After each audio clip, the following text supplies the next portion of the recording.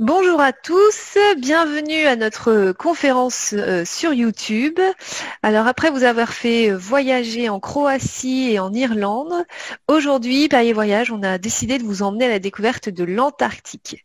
Alors moi je suis Alice, je suis responsable production chez Perrier Voyage et je vais être accompagnée par les équipes de notre partenaire Plein Cap Croisière. Donc nous avons Magali Ledentu, nous avons Christine Brun et Cédric Cabane. Bonjour. Donc, ce que nous aimons chez Plein Cap Croisière, c'est évidemment leur concept de croisière 100% francophone à bord de petits bateaux à taille humaine. D'ailleurs, nos clients apprécient toujours et de plus en plus ce genre de voyage. Peut-être que vous-même, vous l'avez déjà testé. Des bateaux avec peu de cabines, un service de qualité et surtout des itinéraires d'exception. Donc, Magali va vous présenter le MS Hambourg, qui est un navire qui accueille 380 passagers maximum, depuis lequel vous pourrez découvrir notamment l'Antarctique, mais aussi des itinéraires en Islande, au Groenland ou encore en Norvège.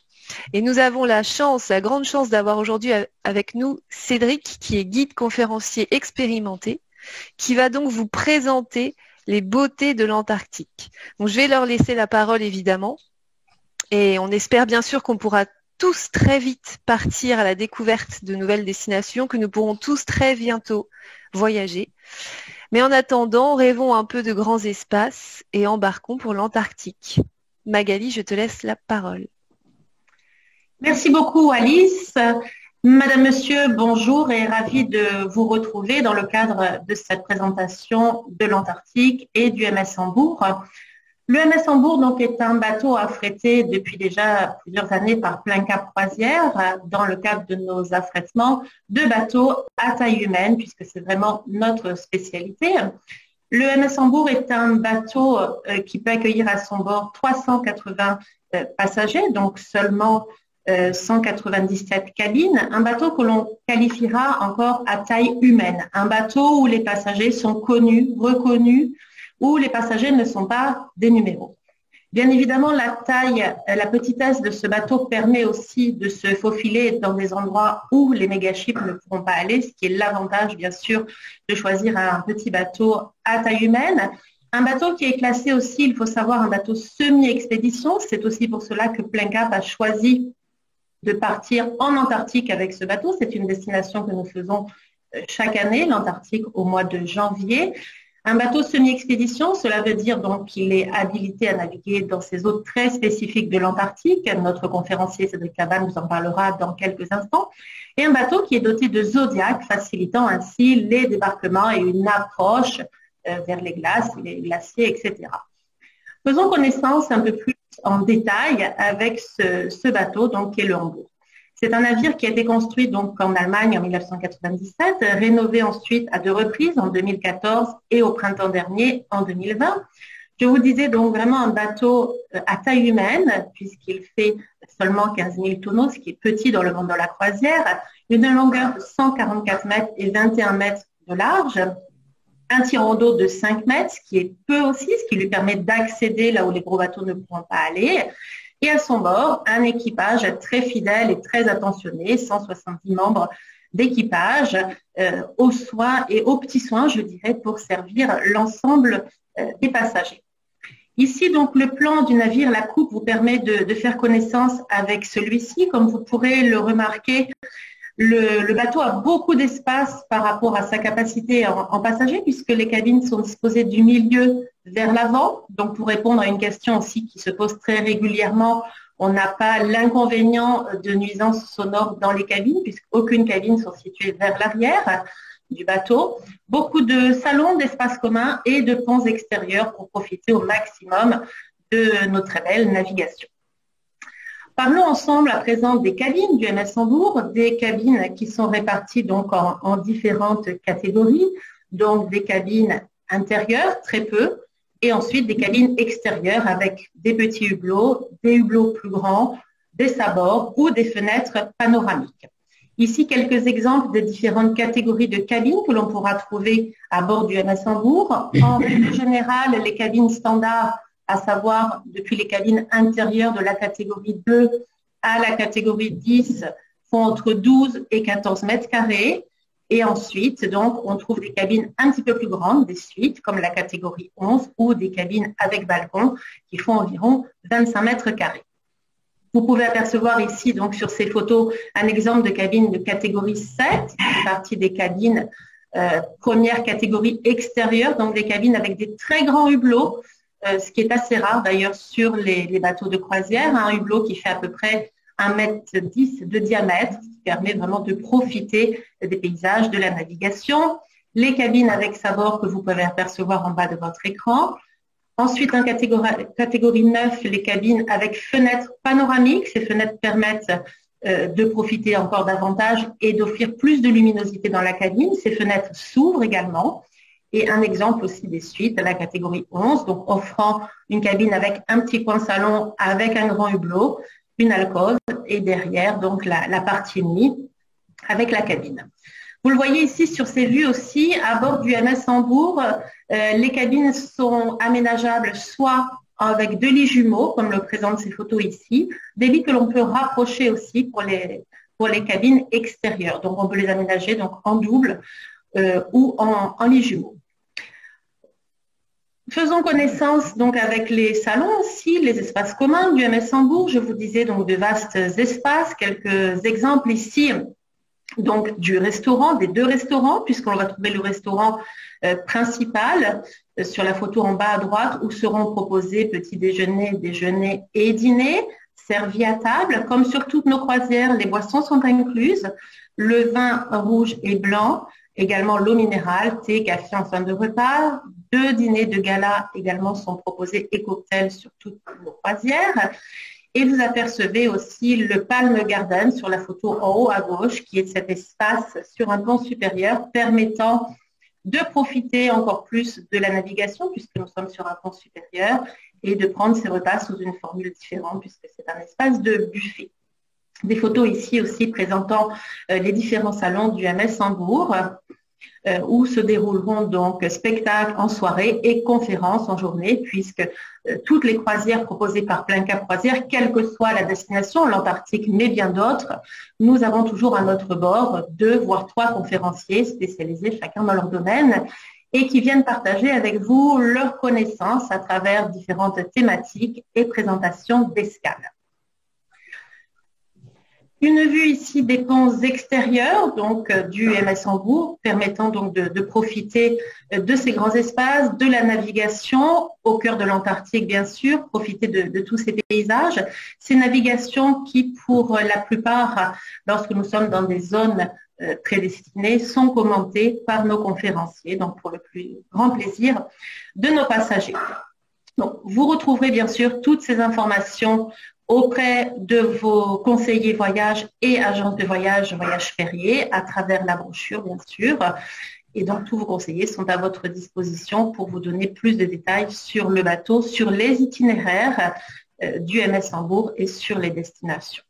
À présent, je vais laisser la parole donc à l'un de nos conférenciers, fidèle conférencier à Plein Cap depuis plus de 20 ans, qui est Cédric Cabane, qui a la chance de parcourir les mers pour Plein Cap depuis toutes ces années et qui est aussi fréquent voyageur de cette zone de l'Antarctique. À toi, Cédric. Merci, Magali. Alors, je vais partager mon écran. Bonjour à tous et à toutes. Alors, juste une petite chose à faire comme ça. Voilà. Et ça devrait... voilà, vous devriez donc avoir l'image un petit peu cette première page de brochure. Bonjour à tous, je vous le disais. Je me retrouve avec un grand plaisir ce matin pour évoquer une croisière hors du commun. C'est une croisière extraordinaire. Et vous verrez rapidement au fil de cette évocation, je vais sans doute manquer de superlatifs pour rendre compte de cette destination. Il s'agit donc de l'Antarctique, vous avez compris, ce continent blanc, comme le titre de cette croisière le rappelle, dernière terre découverte, une découverte du 19e siècle, une découverte d'ailleurs où la France, où ses explorateurs ont joué un grand rôle pour sortir de l'anonymat, eh bien, cette terre si longtemps recherchée, cette terre recouverte en grande partie de glace, bien sûr, de cette calotte glaciaire. C'est un peu comme une autre planète. Les paysages y sont hors du commun, cette terre sur terre et sur mer. On y rencontre de vastes, d'énormes formations glaciaires. Le silence règne. en tout cas celui des hommes, car nous y sommes, on va dire, à peine tolérés. C'est l'un des attraits d'ailleurs de l'Antarctique. Le continent est protégé de toute exploitation et notre passage se fera le plus discret possible. J'ai déjà eu la chance, le privilège, comme disait Magali à l'instant, d'aller plusieurs fois en Antarctique et à chaque fois, je ne le cache pas, c'est un émerveillement. Je vais donc avec vous partager quelques photographies, quelques souvenirs, également évoquer les temps forts de cette croisière et sans doute insister sur le caractère expéditionnaire de cette croisière. Aucune escale n'est garantie à l'avance. Tout est affaire de découverte, d'aventure, de chance. La chance d'avoir de bonnes conditions météorologiques, de bonnes conditions de glace. Et c'est tout ça qui permet de profiter au mieux de la magie de ce continent blanc. Alors, on va commencer à changer l'image. Voilà. Donc, c'est à Paris qu'on vous accueillera pour commencer ce voyage. C'est en compagnie, comme lors des précédentes croisières, c'est une collaboration de longue date, pour ces croisières en Antarctique, en tout cas, de monsieur Bruno Guégan, vous avez ici à l'image, à gauche de l'image. Si vous n'avez pas eu le temps de lire notre brochure, sachez que monsieur Bruno Guégan, Bruno est un breton d'origine, c'est un ornithologue de formation, ce qui est très, très pratique pour ce voyage. C'est un spécialiste des zones arctiques, des zones antarctiques, et il a participé comme cela à de nombreuses expéditions d'études écologiques sur la faune, sur la flore de ces régions. Il sera présent sur le terrain, c'est-à-dire pendant nos sorties à terre pour vous donner des explications, pour répondre à vos questions, mais il sera bien sûr aussi présent à bord pour ces conférences qui sont absolument passionnantes. Il vous présentera la faune, la flore de ces régions, il parlera de glaciologie, de climatologie, sans éviter d'évoquer les dangers qui menacent l'Antarctique. Quant à moi, eh bien, je vous parlerai davantage des relations entre les hommes et ce continent, des explorateurs, ceux d'hier, et des scientifiques d'aujourd'hui. Alors, nous allons donc rejoindre le MS Hambourg qui sera, lui, en attente dans le port chilien de Punta Arenas. On est au cœur de la Patagonie, dans le fameux détroit de Magellan. Et c'est vrai que si on s'en tient au seul aspect évocateur de ces noms, on dirait qu'on commence assez fort. Cette région de Patagonie est divisée entre le Chili et l'Argentine de nos jours. Elle fut découverte au tout début du XVIe siècle par Amerigo Vespucci. La dénomination de cette région du sud du continent sud-américain reste incertaine. L'exaltation, sans doute, des premiers voyageurs, il y a sans doute pour beaucoup, ont-ils vraiment vu des géants? De quoi peut-être leur rappeler à ce moment-là le géant Patagon issu de leur littérature chevaleresque, celle du monde ibérique, le Patagon, c'était un personnage très connu. Alors, c'est aussi dans le détroit de Magellan, ce canal qui met en relation l'Atlantique à l'océan Pacifique, qui s'étire sur près de 600 km, avec une largeur variable, le minimum c'est 4 km, au plus large c'est 30 km, découvert lui donc en 1520, et par celui qui lui a donné son nom, bien sûr, ce détroit de Magellan. Il sépare surtout le sud du continent d'un ensemble d'îles. Ces îles, on les appelle la Tierra del Fuego, c'est-à-dire, bien sûr, la terre de feu. Alors, c'est sur la rive nord du détroit de Magellan et quasiment à équidistance entre les deux océans qu'a été fondée la ville où nous allons pouvoir embarquer, cette ville de Punta Arenas, fondation récente, ça date seulement du XIXe siècle. Elle fut d'abord, d'ailleurs, cette ville de Punta Arenas, vous avez ici une photo générale, un petit peu sur les hauteurs, qui vous montre, donc surtout c'était une ville d'abord un poste de relégation. On plaçait là en résidence forcée les prisonniers civils et militaires. Une ville qui a profité du trafic maritime dans le détroit de Magellan, puis de l'élevage de moutons, qui a profité de la découverte des richesses de son sous-sol, de l'or, du charbon, du pétrole, qui va attirer comme cela beaucoup d'Européens. Et on trouve comme cela des traces de communautés croates, par exemple, qui s'est installée là au début du XXe siècle. Punta Arenas sera pour nous notre point d'embarquement. Après le vol, après le décalage horaire, je pense que beaucoup profiteront de ces premiers moments à Punta Arenas, surtout pour se reposer à bord du navire, pour rejoindre la cabine, mais vous pourrez, si vous le souhaitez, rejoindre aussi le cœur historique de cette ville, une ville de nos jours d'un peu plus de 100 000 habitants, Le cœur historique est tout petit par contre, et on y trouve d'ailleurs les inspirations européennes dans son style colonial. On y trouve aussi une monumentale statue que vous avez ici à l'image, qui a été dédiée à Ferdinand de Magellan. Et à ses pieds, il a un Indien local, un Patagon, avec la coutume locale, qui n'est pas très originale, de lui caresser le pied pour espérer revenir. En tout cas, nous, on partira à 18h. Le MS Hambourg quitte Punta Arenas pour commencer sa navigation vers l'Antarctique. Alors, au cours de la nuit, on quittera donc ce détroit de Magellan pour rejoindre, on va dire, un autre passage un petit peu plus au sud. Ce passage, c'est le canal du Beagle ou de Beagle. C'est une autre voie maritime qui permet de passer, méridionale, je disais, passer de rejoindre les deux océans.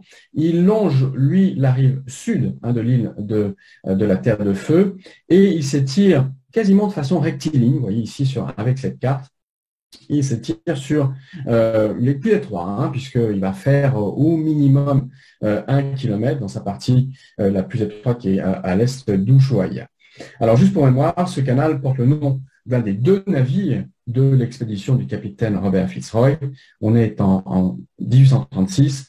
Il va, comme cela, explorer une partie du globe qui est assez méconnue. Il a à son bord un jeune homme très peu connu à l'époque, c'est le naturaliste Charles Darwin. Alors, oui, également que le canal de Beagle est une frontière, c'est ce que je vous fais apparaître à présent, voilà. C'est une frontière, ce canal de Beagle, puisque il est partagé entre l'Argentine et le Chili, l'Argentine ayant la partie occidentale et sud, et le Chili, pardon, et l'Argentine la partie septentrionale et on va dire orientale. Alors, c'est d'ailleurs dans cette partie argentine que se trouve Ushuaia, ça sera par contre le port de débarquement, le port de retour. Ce canal a donné lieu à d'importantes disputes entre l'Argentine et le Chili. Ça fait il y a eu plus d'un siècle de tensions et en 1978, la junte au pouvoir à Buenos Aires a failli provoquer une nouvelle guerre entre les 2 pays, contestant la souveraineté chilienne des îles du sud du canal. Et cette même junte qui, quelques années plus tard, essaiera de prendre les îles Malouines, les Falklands, aux Britanniques. Ça s'est très mal terminé pour eux. Alors, c'est le pape Jean-Paul II qui va jouer le rôle d'arbitre dans ce conflit entre l'Argentine et le Chili. Et puis, c'est ce qu'on appelle la diplomatie pontificale qui va permettre surtout la ratification d'un traité de paix et d'amitié entre les 2 pays. Dans la partie occidentale et chilienne, en fait, le parc, je suis allé un petit peu vite, c'est pas grave. En fait, le parc national Alberto de Agostini, on pourra naviguer, on va profiter d'une belle navigation avec ce qu'on appelle l'avenue des glaciers, une succession de glaciers. Ce sont en fait des longues glacières qui descendent de la cordillère de Darwin, véritable colonne vertébrale du parc national et qui rejoignent comme cela le canal. Alors, les explorateurs européens du 19e siècle ont attribué des noms des principales nations exploratrices de la région. Vous verrez comme cela le glacier Alemania, le Francia et le glacier Hollanda. Alors, à la fin de cette journée et pendant la journée suivante, nous serons en navigation vers l'Antarctique, vers sa péninsule. Nous naviguerons sur ce qu'on appelle le passage de Drake. Alors, je ne sais pas si vous voyez ici à l'image, passage de Drake, voilà. C'est ce bras de mer, on va dire, puisque nous, on utilise un peu comme les anglophones cette appellation qui fait référence au corsaire Sir Francis Drake, qui s'est retrouvé un petit peu malgré lui dans cette région en quittant le détroit de Magellan. Il a été poussé par les vents. On est alors, à ce moment-là, à la fin du XVIe siècle. Les Espagnols, eux, font référence à un autre Francis. Quand ils évoquent ce passage, ils l'appellent cela, en fait, la mer de Francisco de Oces. Et lui aussi s'est retrouvé à naviguer sur cette mer, poussé lui aussi par les vents, mais c'était un petit peu plus tôt, 50 ans auparavant. On est alors à ce moment-là au début du XVIe siècle. Lors de ce passage de Drake, en fait, pourquoi on passe par là?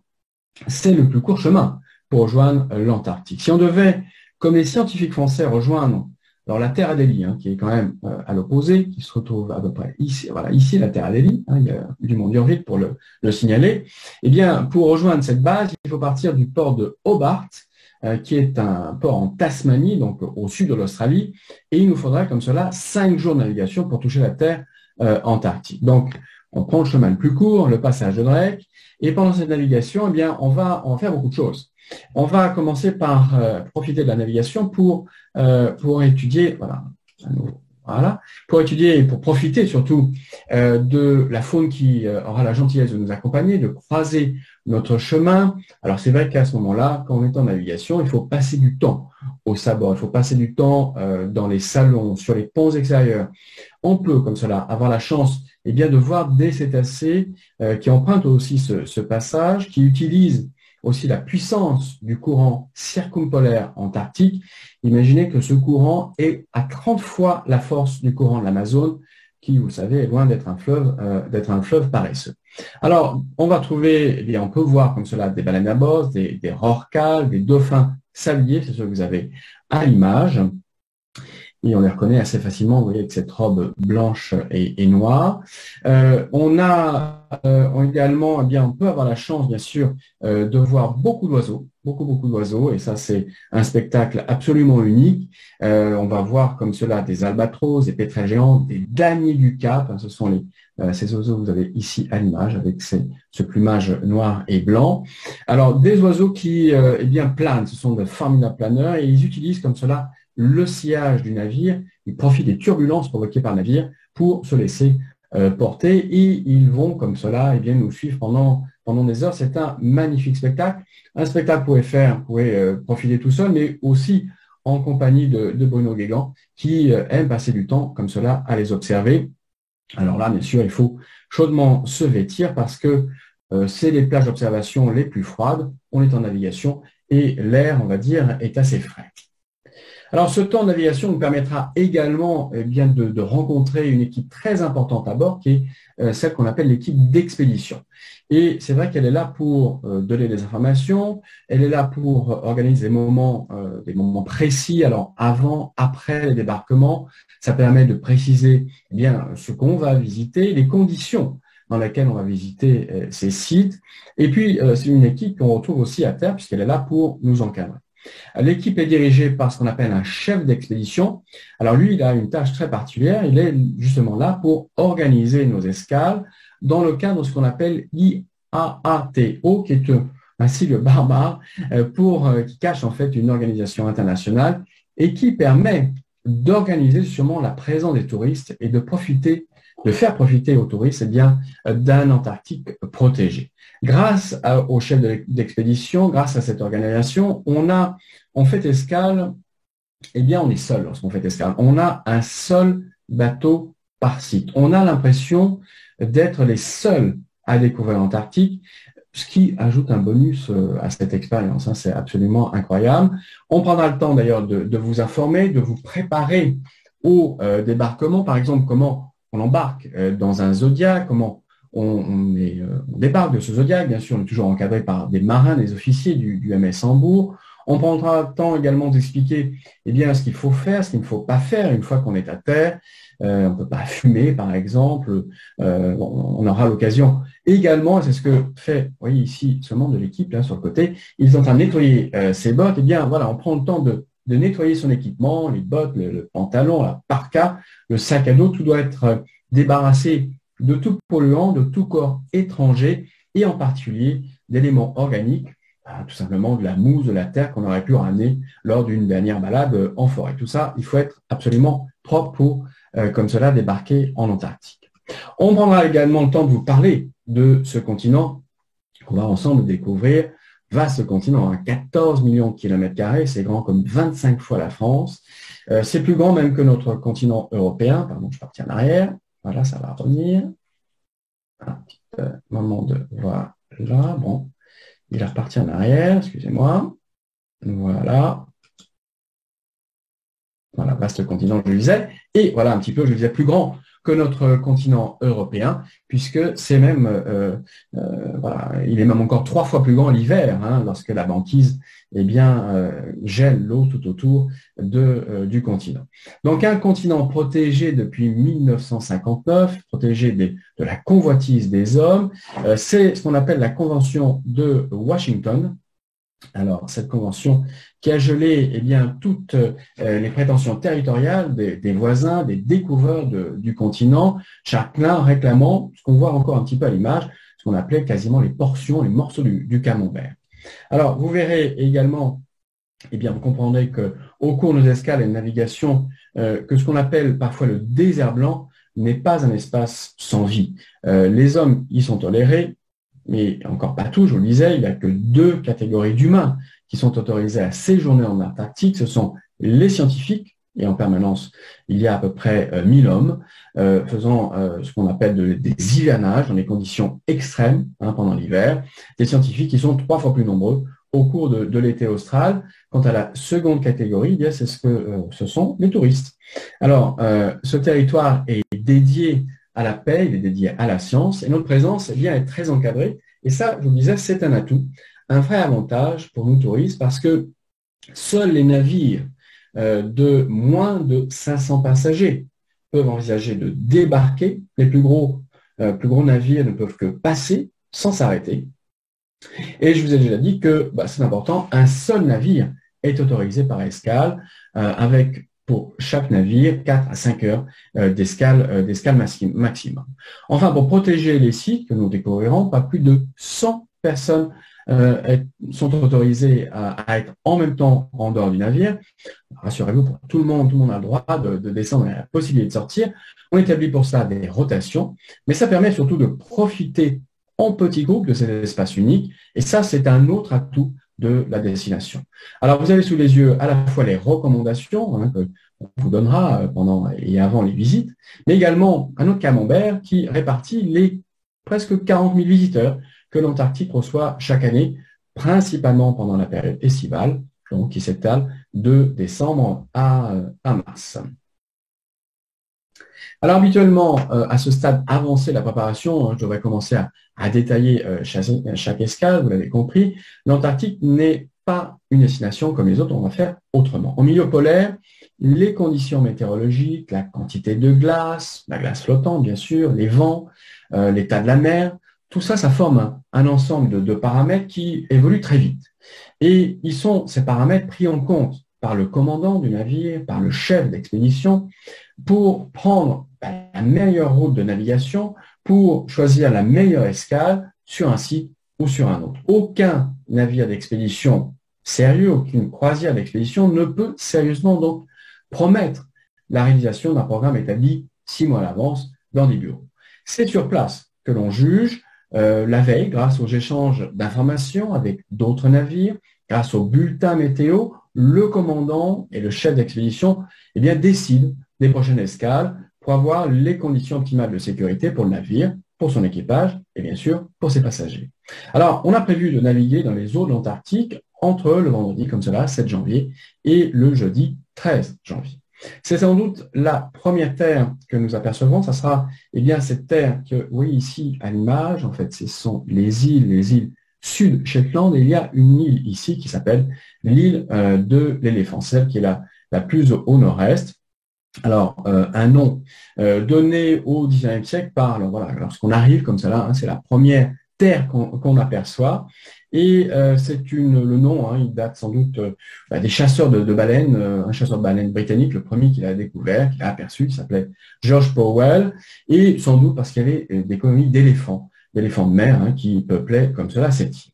Une île rendue célèbre aussi par l'extraordinaire aventure de l'expédition de Sir Ernest Shackleton, qui là a trouvé avec ses hommes un refuge, mais un refuge dépourvu de presque tout, à part quelques manchots et des phoques, et on est loin à ce moment-là, on est loin en 1916, on est loin des routes de navigation, des routes de chasse d'ailleurs, et il va comme cela, avec un petit nombre d'hommes, partir dans une mission qu'on pourrait qualifier de suicidaire, pour aller chercher du secours, parcourir avec un petit canot quelques 1300 km vers le nord, vers l'île de la Géorgie du Sud, une île dotée de stations balnéaires. Et je vous recommande pour cela la lecture du récit d'Ernest Shackleton, qui s'appelle l'Odyssée de l'endurance. C'était le nom de son navire, et on va dire que c'était plus que prémonitoire. Voilà, ici, à nouveau, cette île de l'éléphant, et donc avec cet équipage qui va rester en partie et attendre l'arrivée des secours envoyés par Shackleton. Alors, dans un premier temps, nous, on va naviguer dans les eaux de ces îles Shetland du Sud, un archipel qui est encore à une centaine de kilomètres de la péninsule antarctique, un archipel qui s'étire sur 500 km de l'île de l'Éléphant au nord et puis jusqu'à l'île de l'Eau au sud-ouest. 11 grandes îles vont comme cela le composer et des îles au relief, on va dire, assez escarpé, avec des sommets qui culminent à plus de 2000 mètres, beaucoup de glace, même en été, puisque ces îles sont encore recouvertes à 80% par la glace, des îles sur lesquelles on peut trouver les vestiges de stations balnéaires, on peut trouver également des bases scientifiques. Alors, comme pour toutes les escales de l'Antarctique, vous allez voir, effectivement, on débarquera avec des zodiacs du bord. Alors, il y a une plateforme qui est aménagée, vous voyez ici à l'image, la plateforme, voilà, c'est celle-là, une plateforme qui est aménagée, qui est tout à fait sécurisée, et la météo que je disais est changeante, eh bien, sur ces régions, on peut avoir d'importantes variations on peut avoir des variations de température entre le début et la fin de l'escale. Il faut toujours soigneusement se couvrir. On utilise la technique de l'oignon, c'est ce qu'il y a de mieux encore, avec plusieurs couches. Et puis, on a surtout des bottes qui sont pas forcément fourrées, c'est pas la peine, mais des bottes qui vont monter très haut, en dessous du genou, pour la sortie des zodiacs, qui se fait en milieu humide, parfois dans l'eau. Vous voyez ici les marins qui nous attendent, ceux-là qui nous aident à repartir. Et puis, voilà, ici, il y a des passages qui peuvent être, parfois, assez humides. On marche dans l'eau pour arriver. Alors, Cédric, une petite question au passage, excuse-moi, justement par rapport à la condition physique. Est-ce que tu préconises une condition physique particulière pour faire cette croisière? Alors, il n'y a pas de conditions physiques particulières. Bon, il y a effectivement un dossier médical à remplir, on vous enverra, mais ça, c'est, ma foi, tout à fait classique pour les zones polaires. Et pas de conditions particulières parce que ce sont des excursions ou des sorties, on va dire plutôt, qui sont assez brèves, qui ne demandent pas d'efforts physiques particuliers, à part être capable de se tenir debout et de se tenir assis dans un zodiac, donc simplement savoir se tenir assis et ne pas avoir de dossier. Si on peut faire cela, on peut évidemment embarquer dans un zodiac, on vous aide à monter dans le zodiac, on vous aide à sortir du zodiac. Le reste, c'est d'avoir un tout petit peu de stabilité et d'être capable de tenir debout lorsqu'on marche à terre. Alors, voilà, je disais donc les sorties en zodiac. Si on fait escale, voilà, sur l'île du Roi George, eh bien, on peut voir une des 10 bases. Il y a beaucoup de bases scientifiques, il y en a plus de 10 sur cette île. Et on peut, comme cela, s'approcher de cette base scientifique. Ça, c'est une base polonaise, Arkowski. Bon, alors, lorsqu'on débarque, on vous explique si on peut ou pas approcher. Ça dépend des besoins des scientifiques, s'il faut rester à distance ou pas à ce moment-là. Naviguer dans l'archipel, ça veut dire aussi bien profiter. Alors, voyez on va dire les spectacles de cette glace, bien sûr, cet aspect assez spectaculaire. Lorsqu'on fait escale, bien sûr, on est toujours entouré. J'ai essayé de trouver les photographies qui rendaient au mieux, on va dire, l'impression. Ces paysages qui sont à couper le souffle, c'est pas toujours évident avec les photographies. Une fois à terre, eh bien, vous serez, je vous disais, accueillis par les marins. Alors, excusez-moi, mais ça revient en arrière. Voilà, je vais y arriver. Voilà, à nouveau, donc vous voyez à nouveau les photos, c'est pas grave. Et voilà, alors on peut être accueilli par, bien sûr, l'équipe d'expédition. Et cette équipe d'expédition qui sera là pour vous donner les dernières consignes. Bruno Guégan, je vous le disais tout à l'heure, eh bien, sera à terre pour vous expliquer un petit peu ce qu'il y a à voir sur le moment, pour vous signaler à ce qu'il ne faut pas manquer. Bien, par exemple, ce jour-là, on avait un très beau phoque de Weddell qui a passé la matinée à dormir. Un beau spécimen de plus de 300 kilos. Il se prélassait comme cela au soleil. Et alors, si ce n'est pas le premier jour, eh bien, c'est en tout cas pas votre première escale. Vous comprendrez vite que on peut voir aussi ces oiseaux. Le silence. Le silence est une dimension tout à fait particulière en Antarctique. Les seuls bruits que l'on entend lorsqu'on a quitté le bateau, lorsqu'on a quitté les zodiacs, eh bien, c'est ce bruit de la nature, du ressac, des vagues, des oiseaux, et en particulier donc les manchots, qui ne sont pas, on va dire, des animaux du silence. Sur une des plages à proximité du débarquement, on peut trouver justement ici ce qu'on appelle les manchots Adélie. Alors, ils viennent eux aussi faire escale au moment de leur chasse, parce que la colonie est un peu plus éloignée. Mais ça sera une des 3 espèces de manchots qu'on pourra apercevoir pendant cette croisière. Vous pouvez observer que ce manchot a un œil cerclé de blanc. Il a d'ailleurs une queue assez longue, voilà ce qui va un petit peu le caractériser, une queue raide et assez longue. ce manchot donc d'Adélie, qui a été découvert aussi par des Français pendant l'expédition du Mont d'Urville. On était dans les années 1840. Alors, c'est un manchot, on va dire, de taille moyenne, il fait à peu près 60 cm. C'est pas encore un petit manchot, il n'est pas très très haut, pas très très grand, 3 kilos, et c'est un manchot qui est très très curieux. Alors, par contre, lui, c'est une de ses caractéristiques. Un détail supplémentaire, on dit manchot en français, alors que, et on est les seuls à utiliser cette appellation. Dans les autres langues, eh bien, c'est plutôt le dérivé du mot pingouin qu'on utilise, en espagnol pinguino, penguins en anglais. Et nous, on appelle ça des manchots. Les pingouins, pour nous, ce sont les oiseaux dans l'hémisphère nord, de la même famille, mais dans l'hémisphère nord. Et là, on voit d'autres oiseaux, en particulier, eh bien, chaque fois qu'il y a ici ces oiseaux donc de manchots Adélie, et puis d'autres oiseaux, en particulier les grands labs, qui sont les prédateurs des manchots, pas très courageux, pas très téméraires. En général, ils s'attaquent aux plus jeunes, aux individus malades, blessés. Alors, ils sont les nettoyeurs indispensables dans cet écosystème. Alors, naviguer dans cet archipel, c'est aussi l'occasion, c'est la chance de rencontrer beaucoup de glaces dérivantes, les fameux icebergs qui circulent justement dans ce bras de mer entre la péninsule antarctique et l'archipel. C'est ce qu'on appelle le détroit de Bransfield, et c'est quasiment une autoroute de la glace avec des morceaux qui se détachent de la banquise. Certains flottent, certains reposent sur le fond et ils doivent en fait attendre, ils attendent de diminuer de volume pour pouvoir reprendre leur chemin poussé par les courants, poussé par les vents. Alors, en continuant notre chemin vers le sud, eh bien, on peut faire escale sur l'île de la Demi-Lune, profiter de ce petit territoire levé d'ailleurs entre deux îles de Greenwich et de Livingstone. Vous voyez ici à l'image, voilà, un tout petit territoire ici, en forme donc un petit peu c'est d'une caldeira qui s'est effondrée. Alors, vous comprendrez là aussi qu'on va retrouver eh bien là une superbe colonie de manchots. Ça, ici, ce sont les manchots dits à jugulaire. Les manchots jugulaires, alors ils sont faciles à reconnaître parce que, oui, sous le cou, ils ont cette ligne. Voilà, ici, c'est plus facile avec la plus grande photo. Ils ont une ligne noire tout à fait rectangulaire qui va passer, qui va suivre la totalité du cou. Vous comprendrez aussi, je vous montre quelques photos, pas mal de photos en fait, parce que ces animaux sont absolument fascinants et quand on est un photographe amateur, eh bien, c'est, on va dire, une source inaltérable de clichés. Pour information aussi, toutes ces photos, les photos que je fais pendant le voyage, eh bien, on vous les offre à la fin du voyage.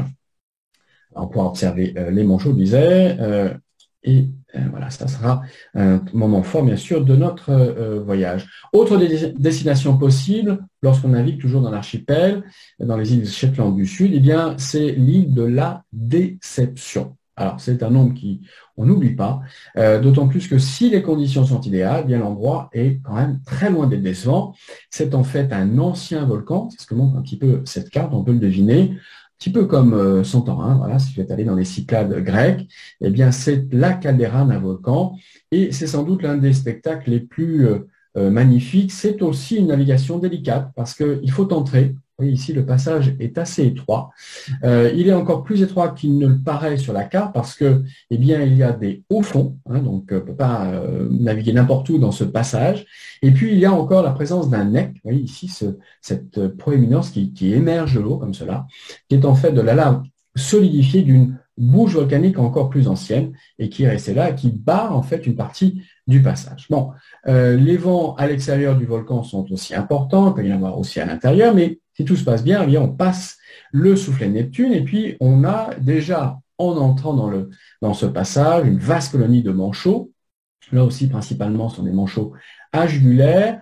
On les distingue très nettement. On va distinguer aussi eh bien, les couches, les strates de roches volcaniques d'un volcan qui est toujours en activité. Les dernières éruptions datent seulement de 1967-1969. On est, et voyez ici, on peut arriver comme ça sur la rive, il y a une petite baie qui s'appelle la baie des baleiniers, et là on va trouver des vestiges d'une station baleinière. On était au tout début du XXe siècle, c'est une compagnie norvégienne qui s'est à ce moment-là installée avec des baleiniers qui venaient décharger leur cargaison, les baleines bien sûr chassées, et on faisait fondre à ce moment-là la graisse de baleine pour en faire de l'huile qu'on allait stocker dans d'immenses réservoirs avant de les faire partir vers l'Europe. Alors, c'était aussi un point de ravitaillement en charbon. On voit ainsi d'autres oiseaux, donc ces fameux manchots à jugulaire.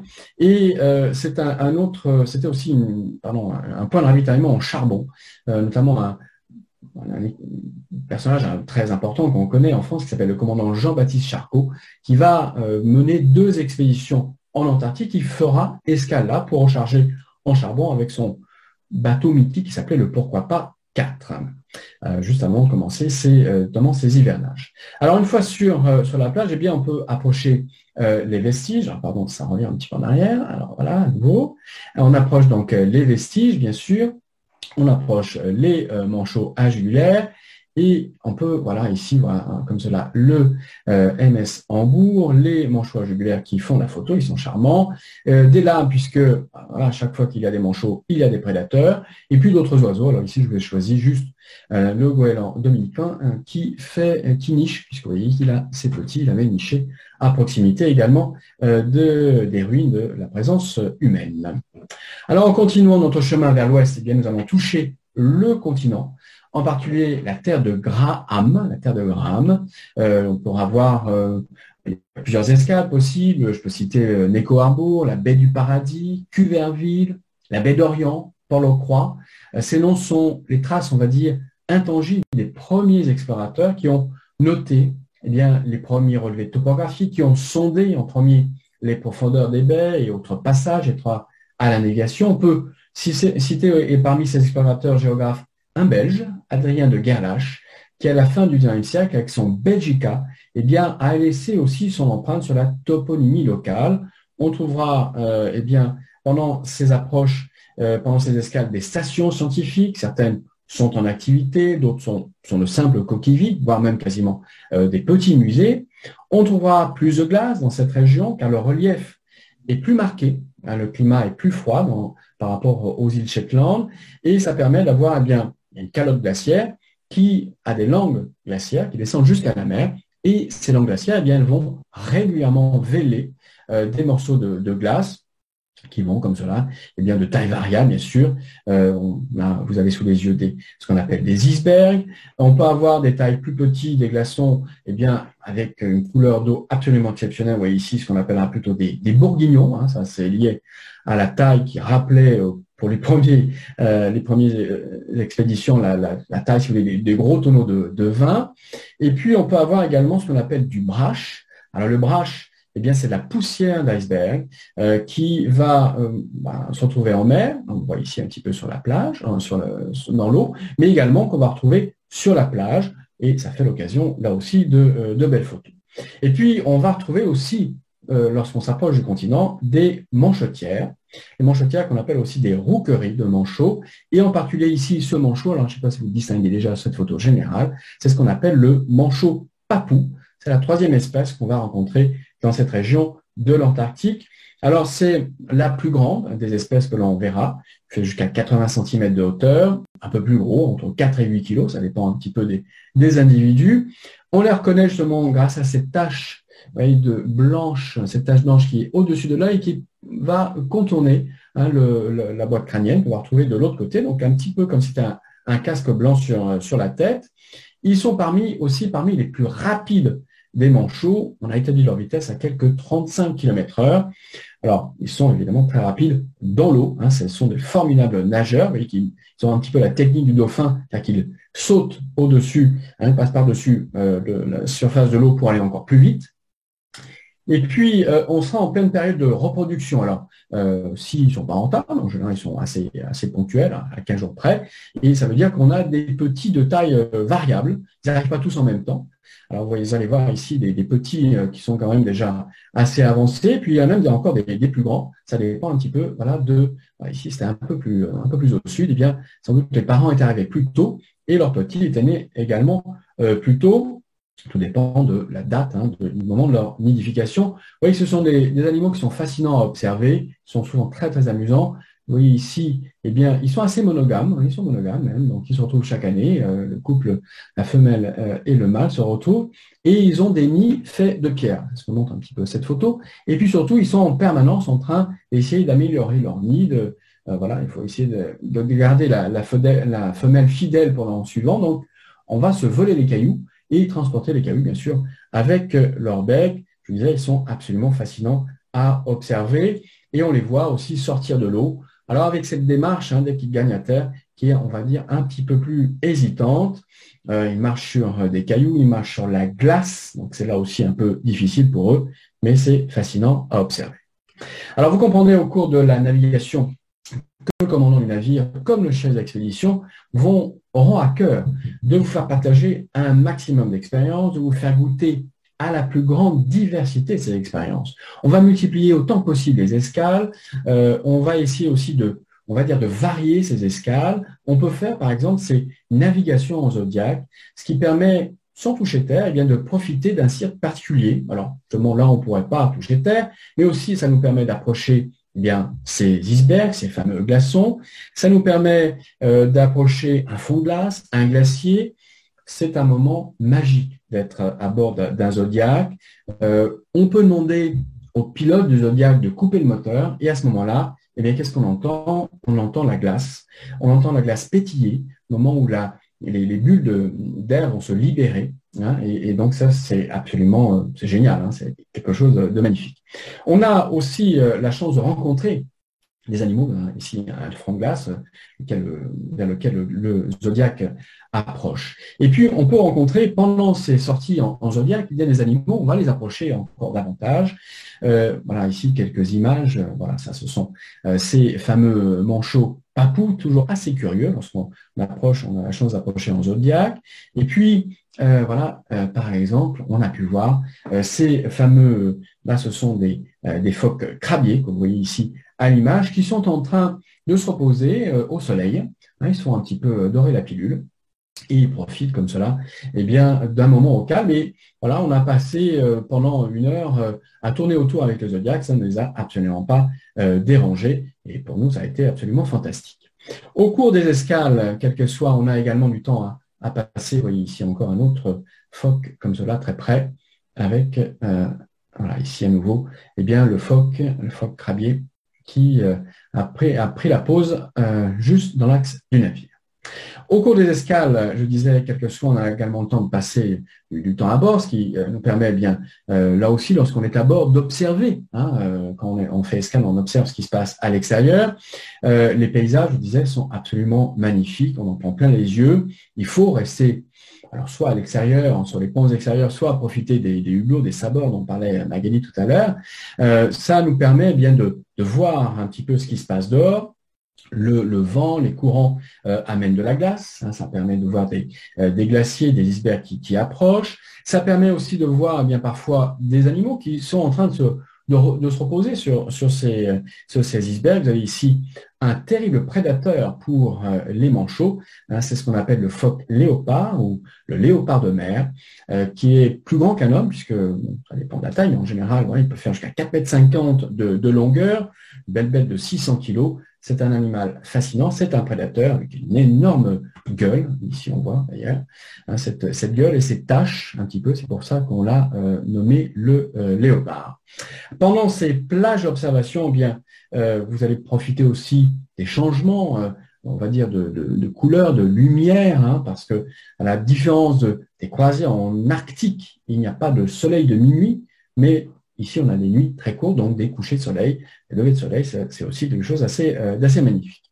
Et puis, vous vous rappelez qu'il faut passer du temps dehors, c'est parce que on peut aussi avoir la visite de cétacés. Vous voyez ici, on a eu la chance de voir un beau échantillonnage. On a eu comme cela, il y a ici des orques, il y a des baleines à bosse. On connaît ici bien la gueule de la baleine à bosse. Et puis des orcas, des petites baleines de taille plus réduite. Alors, notre route pourrait nous conduire vers des passages étroits, le canal Neumayer, le canal Lemaire, des bras de mer dominés par d'imposantes montagnes. Là aussi, ce sont des spectacles tout à fait extraordinaires. Et puis, on a aussi des rencontres, ma foi, assez surprenantes. On peut voir comme cela, là, depuis le navire, sans forcément embarquer dans un zodiaque, on peut voir ces phoques crabiers en train de se reposer, en train de digérer.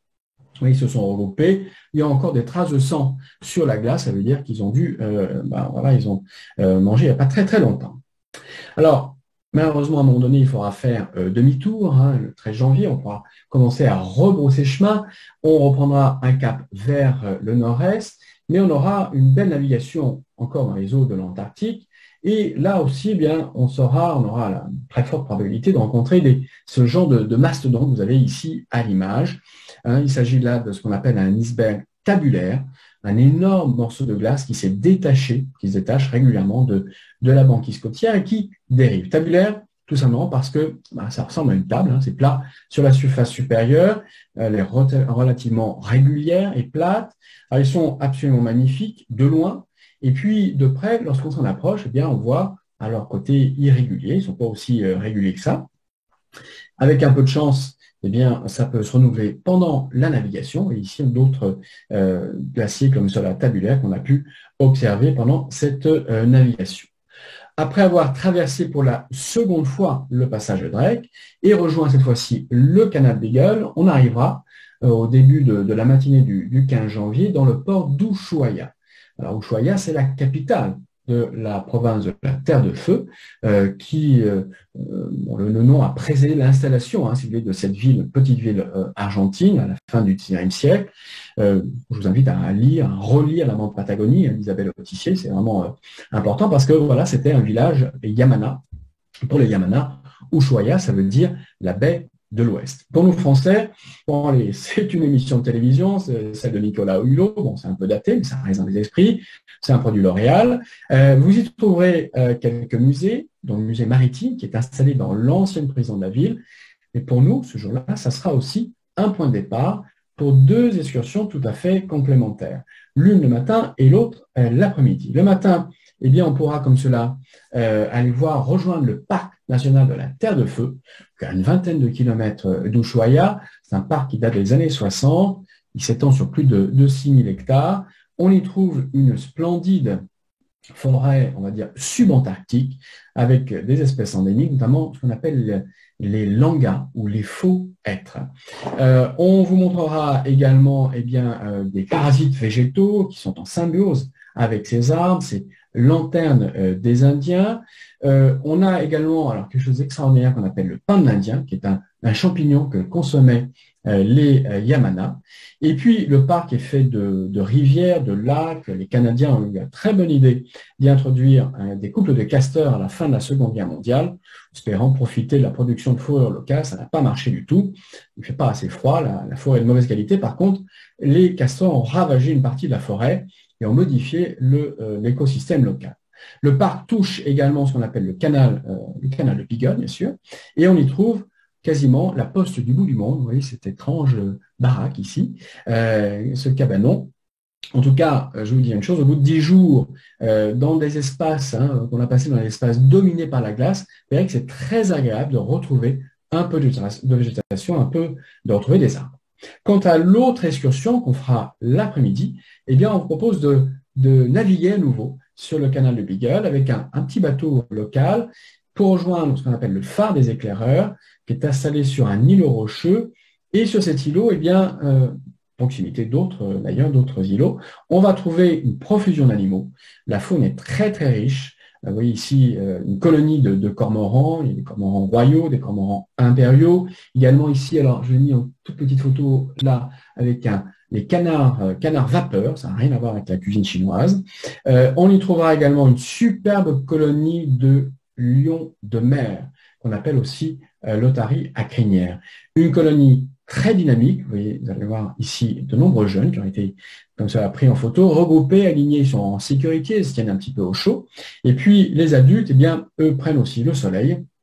Alors ils sont à peine dérangeés par le bateau. Vous avez ici le mâle dominant, voilà, ce mâle, ce lion de mer qui est une belle bête de plus de 300 kg avec sa fourrure, vous voyez, entre marron clair et marron foncé, tout simplement sa fourrure a séché après quelques heures au soleil. Elle est plus volumineuse, avec un museau un petit peu épaté. La femelle est plus petite, mais le mâle est polygame, il règne sur un véritable harem. Et de nos jours, bien sûr, c'est une espèce tout à fait protégée. Enfin, le dimanche 16 janvier, on va quitter le Hambourg pour gagner l'aéroport. Il est à peine à 5 minutes du port d'Ushuaïa et on prendra comme cela la direction de l'Europe. On arrivera le 17 janvier en Europe. Alors, j'en suis sûr, à ce moment-là, vous aurez en tête plein d'images, vous aurez plein d'odeurs, de sensations, de souvenirs de ce continent blanc. Un continent qui ne peut qu'éblouir. Et vous avez vu qu'il m'a un peu ébloui, je suis sûr. Et je suis sûr que vous serez également tout à fait fasciné. Alors, j'aimerais, pour terminer, simplement vous rappeler que le MS Hambourg est ce petit navire de 380 passagers qui navigue le long des côtes norvégiennes, mais également et bien sûr la côte occidentale du Groenland, sans oublier d'autres destinations en Europe et également en Amérique du Sud. Si vous êtes intéressé, n'hésitez pas à contacter votre agence Perrier pour plus d'enseignements. Je vais à présent vous remercier pour votre attention. Merci Cédric, c'était une très jolie présentation. C'est vraiment une destination fascinante et je pense qu'après cette période qu'on vient tous de vivre, on a aussi besoin de retrouver un peu la nature et je pense que c'est un itinéraire idéal pour ça. Merci beaucoup, on a vraiment voyagé avec toi, c'était vraiment chouette. Juste pour savoir combien de fois tu as fait cette croisière, Cédric? Je suis allé déjà au moins 3 ou 4 fois. 3 fois. D'accord. Et à chaque fois, la même fascination et le même éblouissement que tu ressens? Et à chaque fois, je fais tout autant de photos. Toujours les mêmes, mais des manchots qui posent différemment. Jamais les mêmes. Mais non, c'est absolument fascinant. On peut jamais oublier ce continent. Ouais, tout à fait. Ça se ressent en tout cas dans ta présentation. Donc, si je ne m'abuse, donc elle est bien programmée, Magali, du 3 au 17 janvier 2022. C'est ça? Tout à fait, Alice, tout à fait. Ok. Donc bien sûr, si vous avez besoin d'informations, n'hésitez pas à nous demander donc à vos conseillers voyage, Perrier Voyage. N'oubliez pas aussi qu'on peut vous proposer cette croisière directement depuis votre domicile avec nos navettes personnalisées. Et j'en profite évidemment pour vous rappeler que malheureusement nos agences sont toujours fermées à l'accueil du public aujourd'hui le 21 avril, mais bien sûr nos conseillers voyage restent disponibles par mail et téléphone, donc je vous invite à aller voir nos coordonnées sur notre site www.perrier-voyage.com ou sur notre réseau Facebook, et puis à venir de temps en temps voir un peu ce qui se passe sur notre réseau YouTube, puisque nous faisons, comme nous venons de le faire, de belles conférences pour vous faire voyager finalement depuis votre canapé, donc c'est pas mal. Merci à tous en tout cas, merci Cédric d'avoir pris le temps de nous parler de cette belle destination, merci Magali, merci Christine d'être nos partenaires et de suivre nos clients comme vous le faites si bien, donc merci beaucoup et puis je vous donne rendez-vous bientôt pour une nouvelle conférence. À bientôt. À bientôt. Merci à toi Alice et à très